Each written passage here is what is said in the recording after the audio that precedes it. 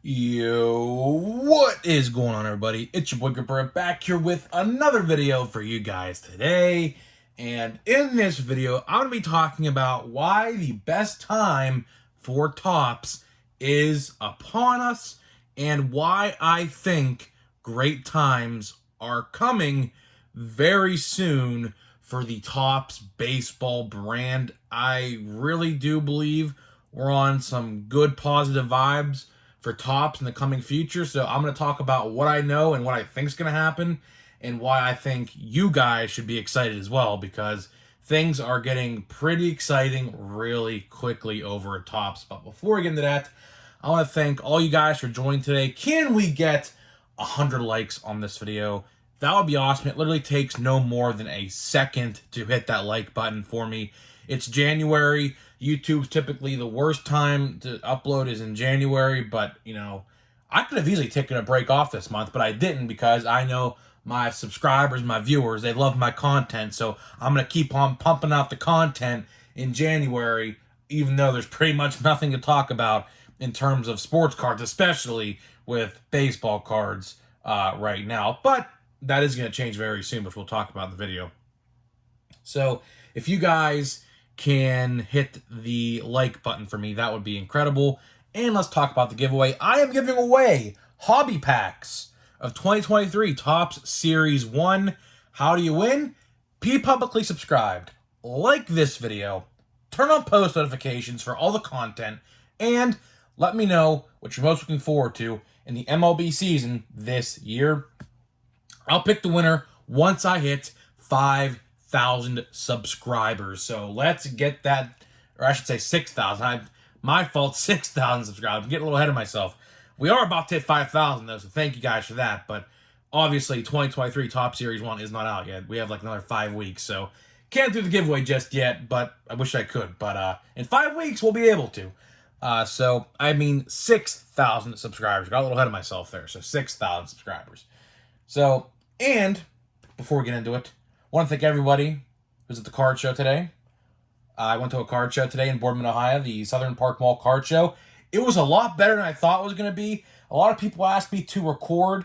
Unfortunately, I couldn't because literally I just had no space to, if that makes any sense. There was a lot of guys there. I'm talking like hundreds, and it was a struggle to even get into a table where a guy had all these like 800, 1,000 count boxes or whatever. And it was a fun time. And I will show you what I picked up. I picked up quite a few singles for a great price. The only disappointing thing it's not even a disappointing thing, but the only bad thing about it is I wanted to get a Stay Classy pack. He was there. The person who puts together the Stay Classy packs was there, but unfortunately, he did not have the Stay Classy packs, although he did say I can order a personalized one, so I think I'm going to have to do that, because I was really hoping to buy a $50 Stay Classy pack. If you guys don't know what the Stay Classy packs are, they are $150 or $10. There's some other configurations that are more expensive, and they're absolutely juiced. They're juiced to the max. And I was hoping they would have them, but unfortunately, we were talking, he did not make them for the show, unfortunately, but I think I'm going to have to buy one to review on the channel. And I told him what I did and everything, so we talked a little bit. Fun time. That was the only bad part about the show, but it really wasn't even a bad thing. So I'll just buy one whenever I could contact him. He gave me his information and all that good stuff. So there is that. And I will show the pickups at the end of the video, because I want to get this topic out first. So I don't know how much I'm going to talk about the topic, because I really do want to show off what I picked up, because it is a pretty big haul. And I want to explain how much I got for each, because I literally remember what I paid for each. So let's get into the topic before I waste any more time. Why I believe Topps is having a good time ahead of them. And let me just pull up my notebook here. All right, here we go. I got my notes in front of me. So why I believe Topps is going to do great things very soon is because we're finally getting rid of the 2022 products. There's only a couple 2022 products left. Thank the Lord. As you guys know, I have been very critical and judgmental of the delays that have happened all throughout Topps in 2022. And they all started last summer with the delays of like a Stadium Club, an Allen and Ginter, a Heritage High Number. We didn't see those till December. Believe it or not, Stadium Club is only like a month and a half old, if that. I think it came out like the first week of December, I'm pretty sure. Same with High Number and Allen and Ginter. Those sets are only like 6 or 7 weeks old, believe it or not. It seems like they came out forever ago now, but reality of it is now, do we see 2023 Topps Stadium Club in July?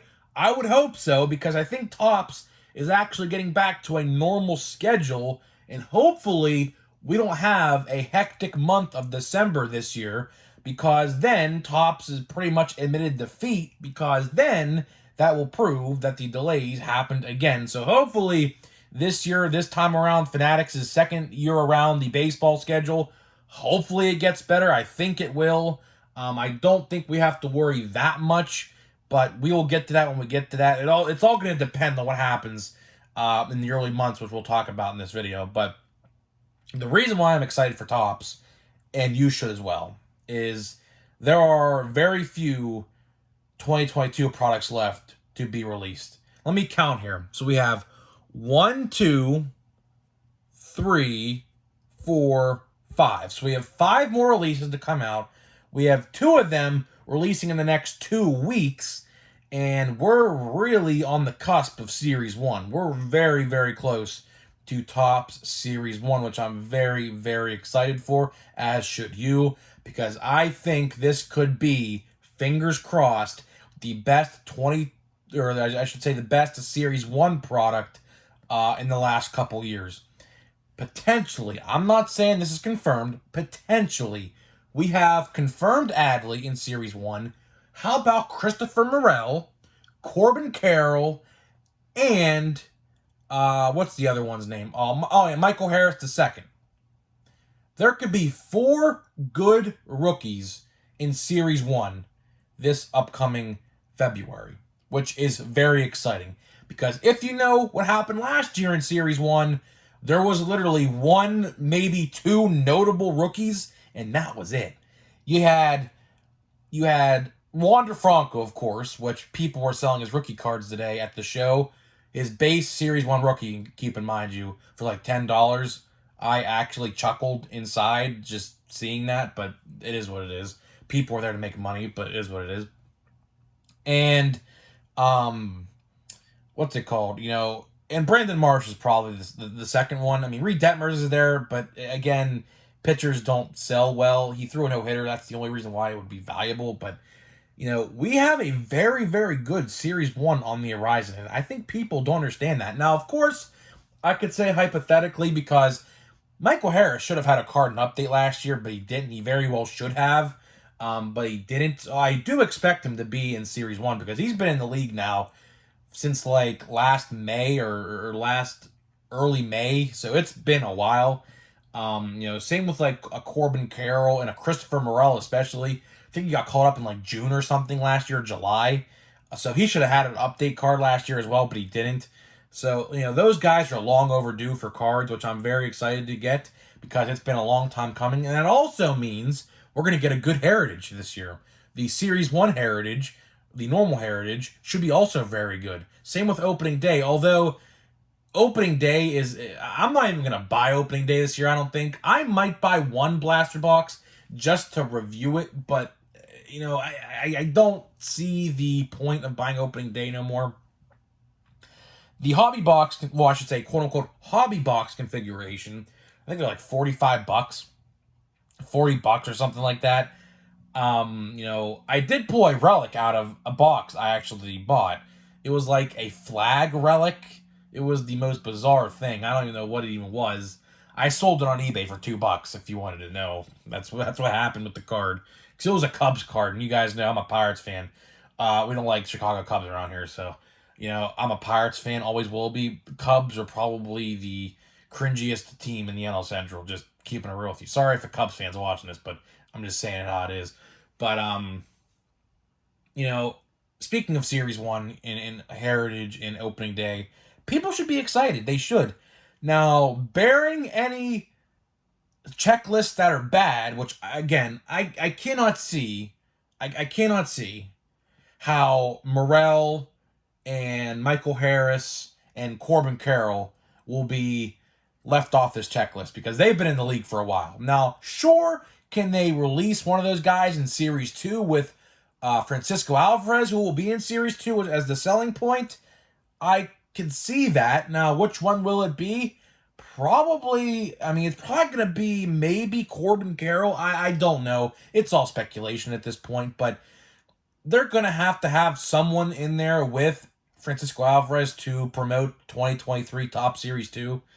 Will it be Christopher Morel? I don't think so. He is well overdue for a card. Same with Michael Harris. I cannot see them holding Michael Harris back for Series 2. That would just be that'd literally be over a year after his debut without having a card. So I cannot see in any God's green earth how they would hold people like that back for Series 2. Now, Francisco Alvarez makes sense for Series 2, as you know, because, well, he was a September call-up. And he deserves to have a card in Series 2 because he literally just got called up in September. So it would make no sense for him to be in Series 1. So that's why I think that, because it just literally would make no sense for that to be the case. So, to get back to the 2022 product, though, before we get to 2023 Series 1, there's a lot that has to happen still for Series 1 to come out on time, Like Topps Finest. I'm going to run through the schedule again if you missed the video where I covered this. So this week, Topps Finest comes out. And the checklist is out for that and everything, so we know that's coming out. And speaking of a set that has been delayed forever, Topps Chrome Sonic. Topps Chrome Sonic actually has a checklist now, so that is coming out somewhere in the near future. We have no idea when, but we did cover that a little bit, but I might do a little more in depth on that in a couple days where we look at the checklist and everything. But Topps Chrome Sonic is slated to come out. There is a checklist on Cardboard Connection, so it is coming out. And then on the 25th of this month, which I think is the best product release of 2022 by far, Bowman Draft Sapphire. I think Bowman Draft Sapphire will absolutely just dominate the rest of the top sets that we've seen for 2022. Everyone loves Bowman Draft already, and we're getting a Sapphire release, so that will surely, I believe, take the cake as the number one best for 2022 when it's all said and done. And then we got, let's see what else.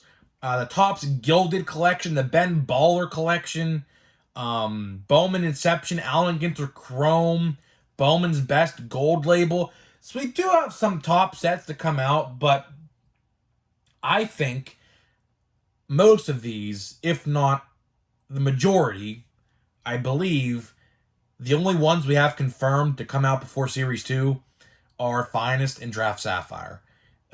Gilded Collection and Ben Baller Collection were supposed to come out in January, but those were to be announced dates in January. And as you guys know, January's already half over. It's crazy to believe that, but so I have no idea what's going on with those releases. There is not a single update on that, so it's most likely getting pushed back to February sometime. Probably the first week of February, one of those will come out to hold us over till Series 1 comes out the week after. But, and then right in February, the first release in February, as of now this could change, like I just said, is Series 1. Series 1 comes out February 15th. All delays set aside because we have no idea. Now, that's what I'm trying to say here, right?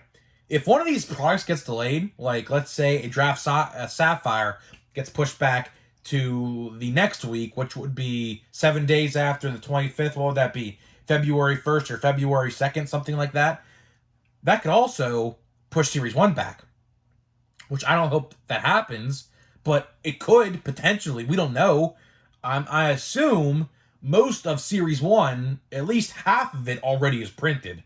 I would like to think they have most of it printed already. Probably like 70 or so percent of it's already printed, ready for stores like Walmart's, Targets, and hobby stores. So we're on the cusp of Series 1. That's why I'm trying to get this, hype video per se out there. Like, we are on the cusp of Series 1. Now, I know it's still a month away. We still have 4.5 weeks.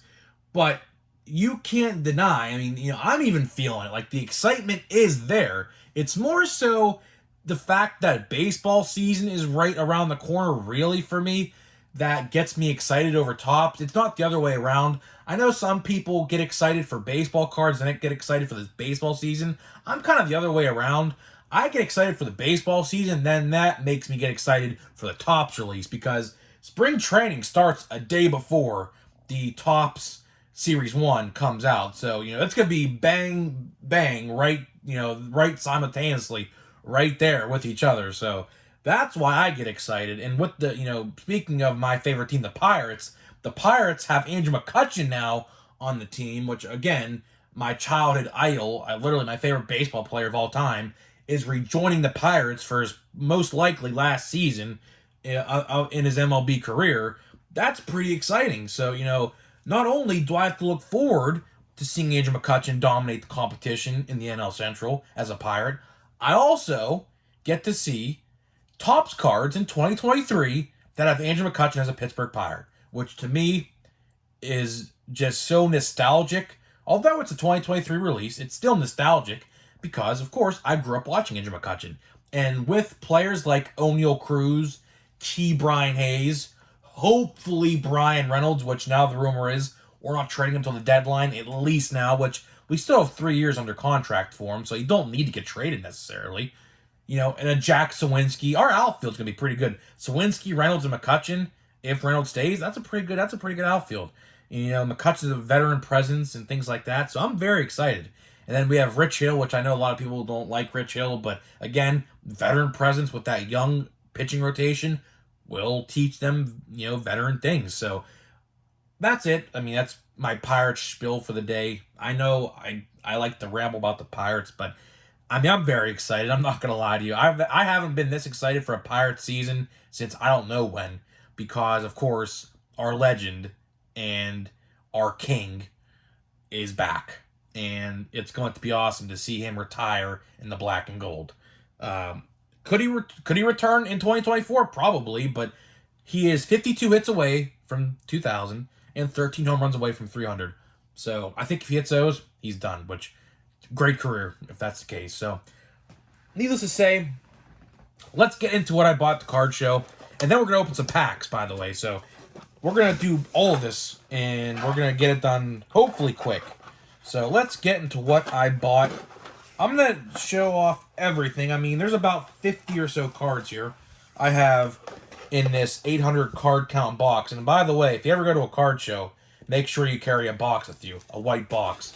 So that way, like one of these things right here. So that way you can actually walk around and actually, be, functional. So let's start off this one. I got Stephen Kwan from Heritage High Number, 50 cents. I got, let me see, I'm going to get all of these in one swoop here. We got all of these 2021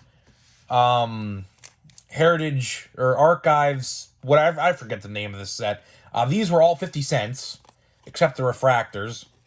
So I got Tim Lincecum, Ryan Howard, Andy Pettit, and I got CC Sabathia and Bill Mazeroski. Some of these are refractors. I don't know which the Andy Pettit is or the CC Sabathia is one. But those were $1 and the rest were 50 cents. So I got a bunch of those. I got a Peyton Manning Topps card from Museum Collection in 2014 for $1. I got a 1975 Topps Manny Sanguian for $1. I got a Retro Steve Blass card. I have no idea what year this is. This is not Topps, I don't think. For $1. I got the Pittsburgh Pirates team card with Clemente and Willie Stargell on it for $1. I got, let's see here. What do I want to show you guys next? I'm going to save the Pirates for last. And then, oh, here we go. Here's some more of these. I got Dave Parker from that set. So here's where, let me sort these out because I want to show you all these in one simultaneous swoop here. Let me try to sort them out because they're all over the place because I was all discombobulated at the show. So let me just put these all in one pile here to show you. Just because I got all these from the same seller, so I want to show all these at one time. So then I by far met the best seller of the entire show. old guy. He's probably the oldest card dealer there. There was like 30 or so vendors. He was probably the oldest. Very nice guy. I talked to him for like 30 minutes because I was there for a long time. I got all these for 50 cents, by the way. Speaking of that Quan that I showed you in the beginning, I got another Quan, 50 cents. Joe Ryan, Topps Chrome Update Pink, 50 cents. Josh Lowe Purple, 50 cents. Hunter Green Purple, 50 cents. Hunter Green Pink Debut, 50 cents. CJ Abrams 87, 50 cents. Shane Baz Pink, 50 cents. Hunter Green from Bowman Chrome, 50 cents. Seiya Suzuki from Topps Chrome Update, 50 cents. Suzuki from Fire, 50 cents. A Suzuki from Heritage, 50 cents. CJ Abrams, 50 cents. And another CJ Abrams, 50 cents. So I got all of those rookie cards. They were $7. He cut me a deal for $5. So, these pinks, if you were to buy these on eBay, are like probably $3 to $4. Like these Hunter Greens are probably like $3 to $4. And I got them for 50 cents a piece. And actually less than that, considering he cut me a deal. So that was by far the best seller of the entire show. Shout out, I forget his name. It was a weird name, but shout out to him. I don't think he's going to watch the video, but let's show you the rest that I got here now. So I got this John Cena from Chronicles, $2. I got this Kenny Omega for 50 cents. Oh, wait, there's some cards in here that shouldn't be in here because I didn't buy them at the card trade. Let me take those out. So I got this Kenny Omega for 50 cents. This is actually from the Stay Classy guy's table. He's wearing an AEW shirt. Hulk Hogan, $2. Lonnie White Jr., and that's from the Stay Classy guy as well, 50 cents. Ke'Bryan Hayes, these are all from the Stay Classy guy, by the way. These Pirates, 50 cents. Rodolfo Castro, 50 cents. I got this Grayson Waller from Select WWE, $2. I got this Colton Cowser, Bowman First, for $1. I got some Miguel Cabrera from Select 2013 for $1. I got this Cody Rhodes, which is the most expensive card I bought all day, from Optic from Chronicles, $5. And the last card I got was Henry Davis. And I think, oh, wait, my fault. There's actually another card in here that accidentally snuck in, a Liover Peguero Bowman card I got that for also 50 cents. So that was my card haul from the sports card show in Boardman, Ohio.